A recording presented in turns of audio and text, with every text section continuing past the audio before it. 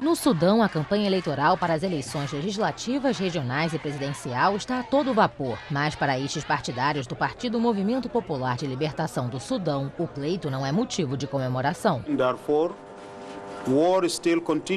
Em Darfur, a guerra continua e segue o estado de emergência. É impossível realizar eleições livres e justas em um ambiente de estado de emergência como vemos aqui.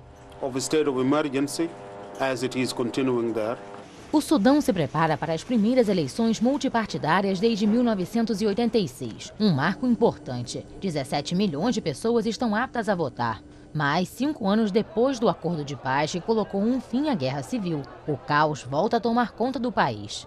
O ex-grupo rebelde confirmou a decisão de boicotar as eleições e retirou seu candidato da disputa presidencial. Yasser Arman, do Movimento Popular de Libertação do Sudão, era considerado um dos principais rivais à reeleição do presidente Omar al-Bashir. Observadores internacionais estão preocupados que o resultado gere uma onda de violência.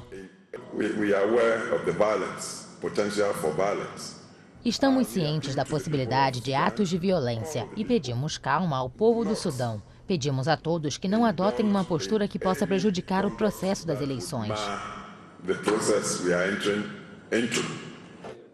Observadores europeus que estavam em Darfur deixaram o país na quarta-feira passada devido a sérios problemas de segurança. A expectativa é grande para estas eleições.